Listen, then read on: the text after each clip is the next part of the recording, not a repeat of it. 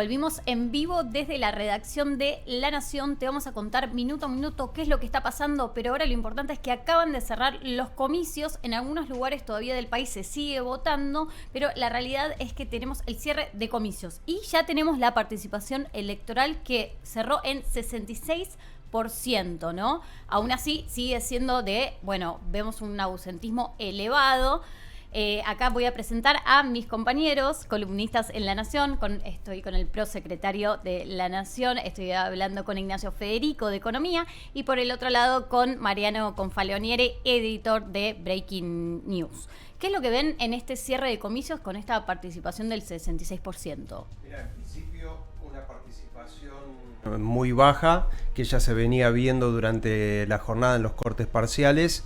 Veo también una participación que en comparación con la elección de menor participación, una elección general comparable que fue la PASO, supongamos la PASO del 2021 post pandemia, sí.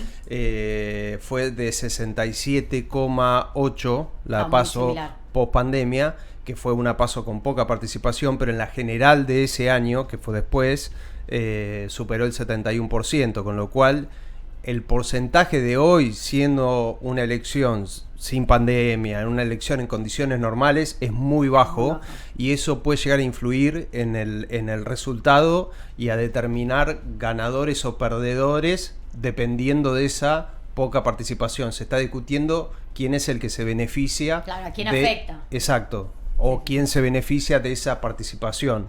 Sí. Pero bueno, también acá Ignacio va a tener unos buenos datos de cómo va a cerrar cómo va a abrir el dólar. No. De cómo... Imposible deducirlo. Sí les puedo contar, Delphi, el dólar es un poco el termómetro en general en las elecciones. Y te puedo contar cómo llega el argentino a estas elecciones, como contaba hoy en una nota Melissa Reinhold, llega al tope de dolarización el individuo, las empresas. Compraron en los últimos o en los primeros meses del año 17.400 millones de dólares aproximadamente, o sea, el mercado llega muy cubierto, el argentino se cubrió mucho con el dólar para llegar a esta elección. Esto es casi el doble que el promedio de una legislativa común, habitual, que es de 9.000 millones, y está bastante a la par, apenas 14% de diferencia, con una presidencial. Obviamente hay que aclarar que se salió del cepo, que esto es sin cepo, y que eso también hubo un empuje, pero el argentino llega bastante cubierto a esta elección, que está obviamente envuelta en bastante incertidumbre. Sí, y además algo más, ¿no? Bueno, con un reciente apoyo de Estados Unidos, o por lo menos un anuncio en que el gobierno se ocupó de dar previo a las elecciones, ¿no? Digo, ¿crees que eso va a influir mañana, probablemente cuando abran los mercados? Sí, exactamente, para que te des una idea en esta volatilidad previa a las elecciones que hubo, el Tesoro de Estados Unidos puso más o menos 2.000 millones de dólares. El Tesoro local puso otros 2.000 millones de dólares y el Banco Central puso 1.000 millones de dólares. O sea, para llegar con este dólar relativamente sin dispararse, digamos, los días previos a las elecciones, y para dolarizar esto que te contaba antes a los argentinos, se pusieron sobre la mesa 5.000 millones de dólares. El Tesoro norteamericano jugó un rol central para traer cierta calma al mercado. El último día puso unos 400 millones de dólares. Y que haga el día después también es clave, con esto de Trump diciéndole no vamos a ser tan generosos si gana el kirchnerismo.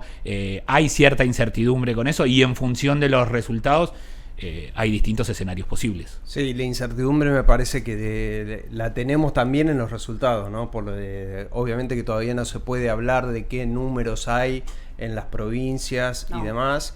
Hay algunas informaciones que están circulando, pero te diría que hay varios interrogantes. Por ejemplo, uno es cómo queda parado Provincias Unidas, que es el bloque de los gobernadores, que es el bloque que debuta en esta elección en un intento de pararse en una situación de fortaleza frente al presidente Milei, a la Casa Rosada, para negociar y gobernar, etcétera.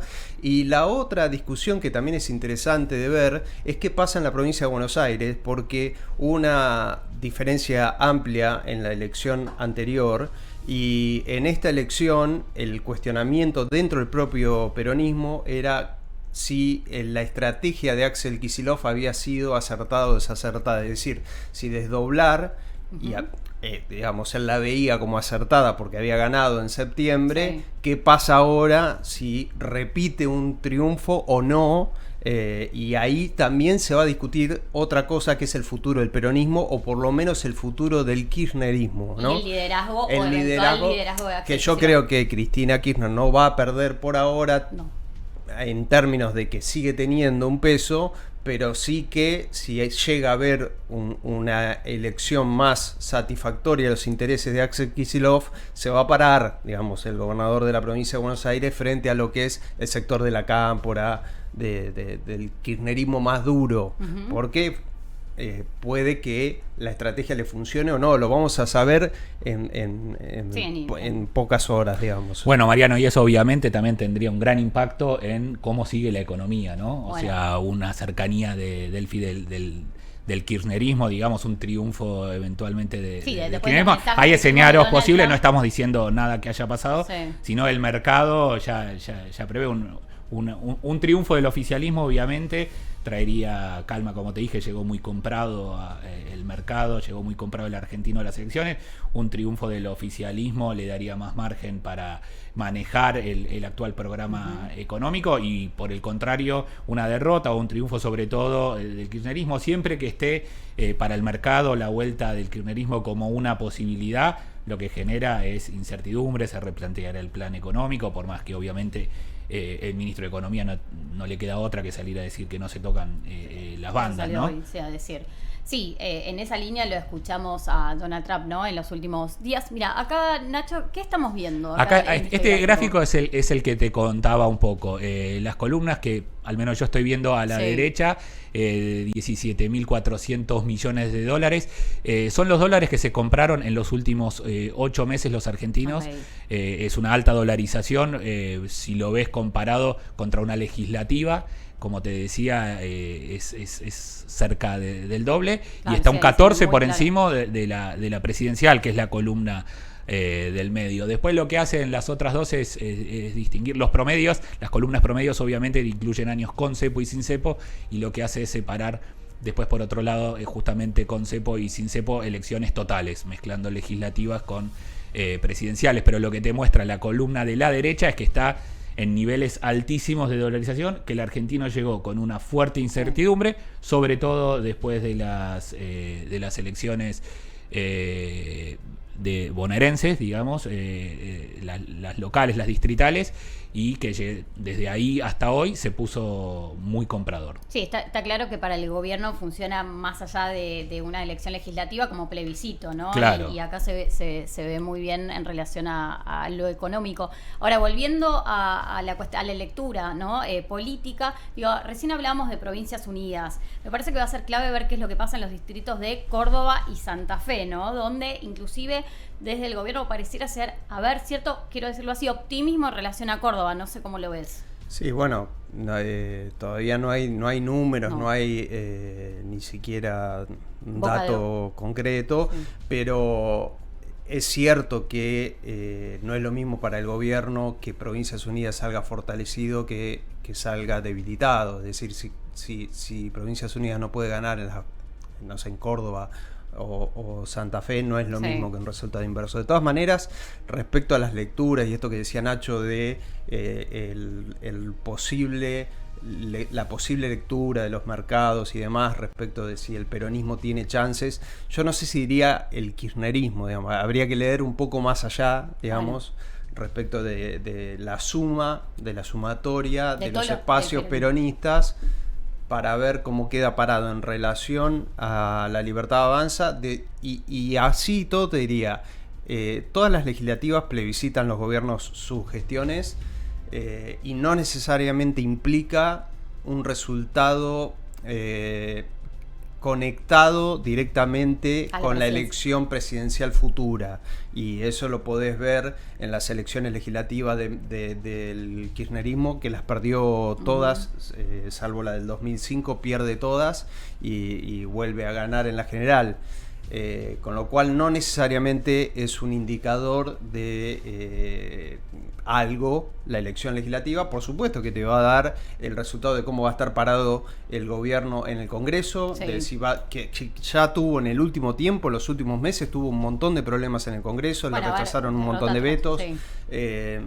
Con lo cual el gobierno estaba esperanzado en que fuera de tener un tercio en el Congreso para blindarse ante posibles vetos, con lo cual obviamente que tiene importancia el resultado de la elección. Lo que digo es que no necesariamente es un indicador de que esto va a ser un predictivo No, claro. para el 2027. Pero seguro, Mariano, y en esto que decís de plebiscitar, también se plebiscita cómo llega, sobre todo en lo económico, ¿no? Y si querés de un lado, Delfina, a favor, Sí.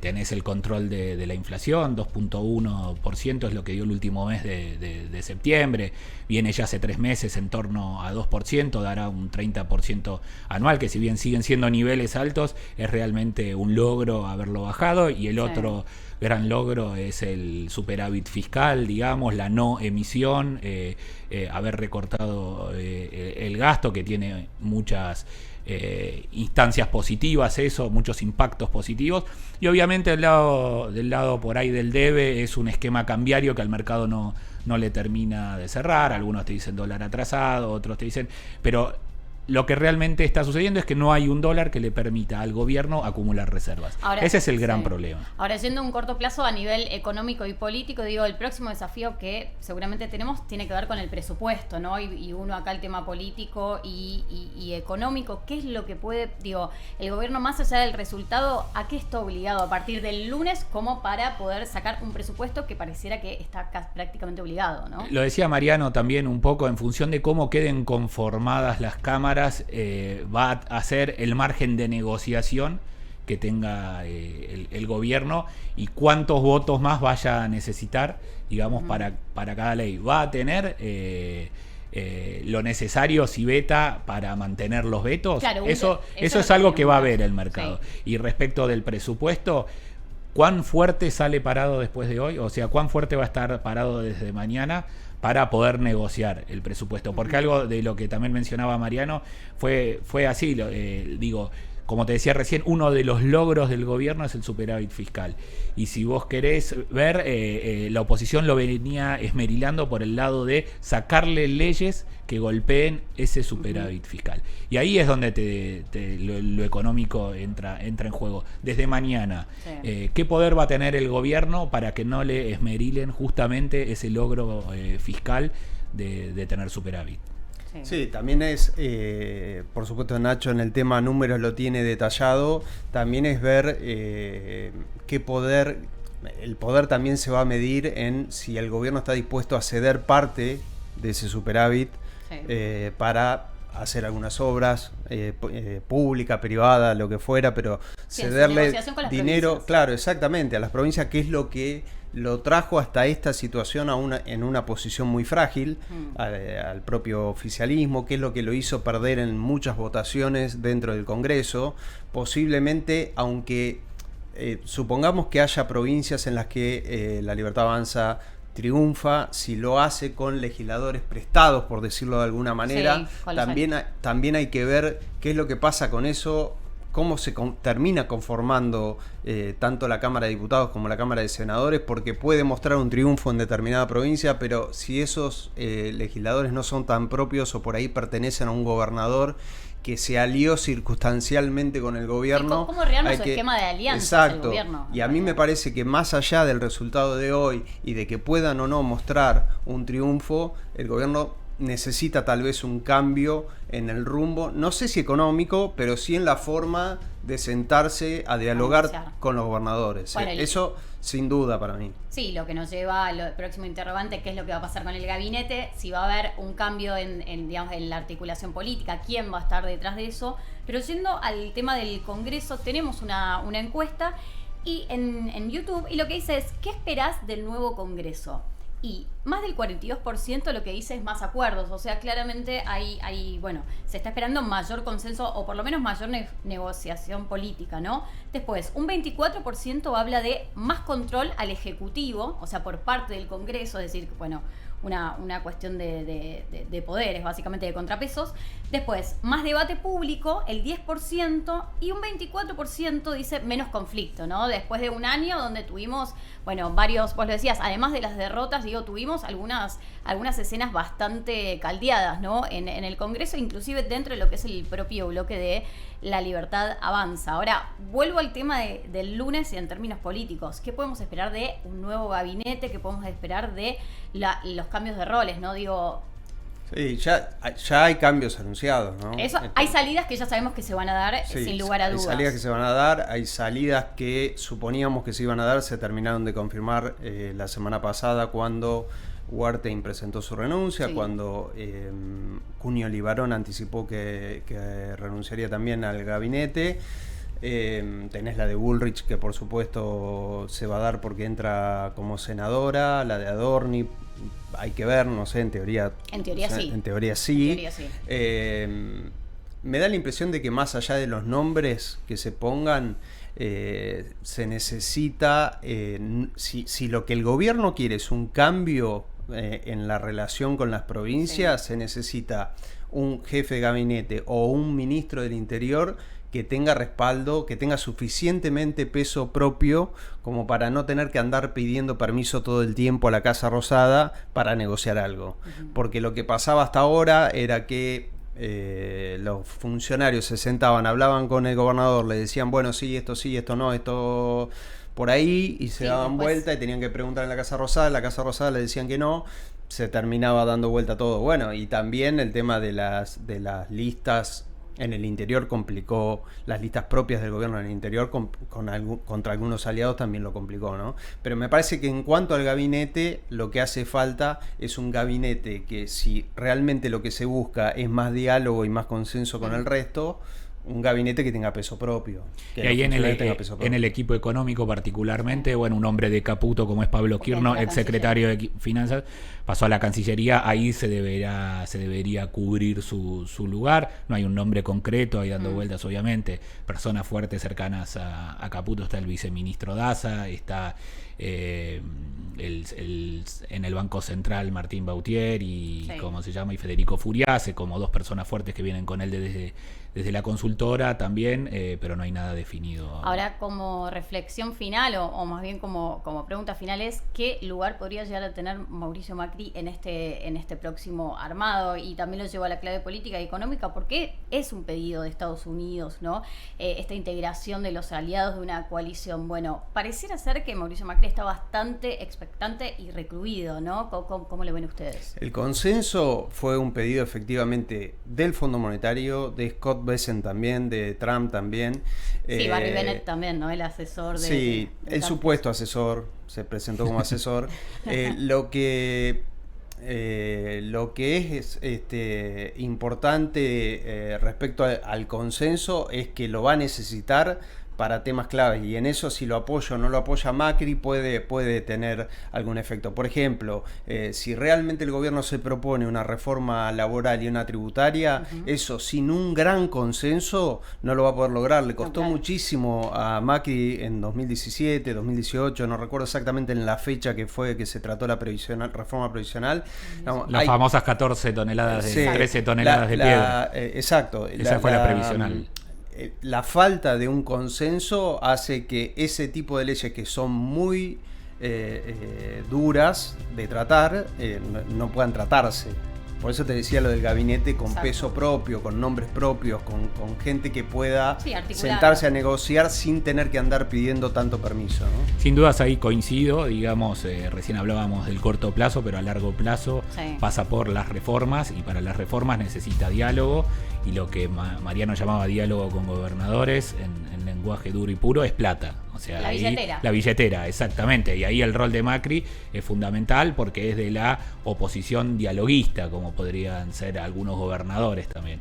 Así que en relación a eso, para que la agenda del gobierno de reformas pueda tratarse y el cómo salga, porque no solo sino es el qué se hagan, sino el qué contiene después una reforma laboral. Digo, tiene que ser para un lado que al empresario le sirva para contratar, digo, que le sirva para generar puestos de trabajo. También el cómo y el qué termina saliendo, ahí es muy importante. Bueno, sin lugar a dudas, hoy en los resultados vamos a ver algunos indicios sobre lo que el accionar que podría llegar a tener Mauricio Macri.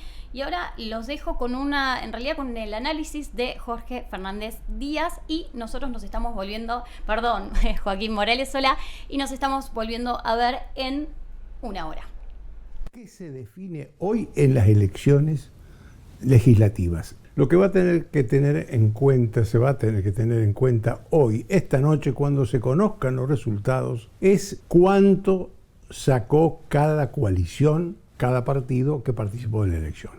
Esto es lo que se va a resolver, y de alguna manera, si una parte importante o no de la sociedad se fue hacia alternativas que no son estas dos.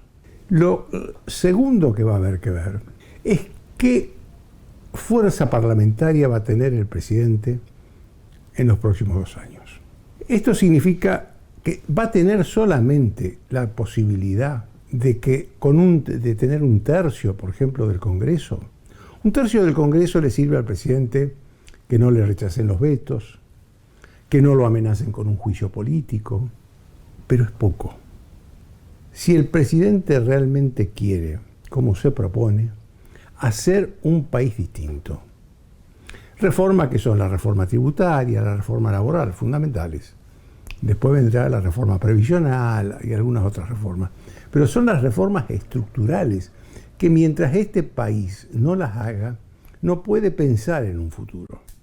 Si vemos esto así, el presidente va a necesitar aliados, amigos, va a necesitar diálogo, consenso, acuerdo.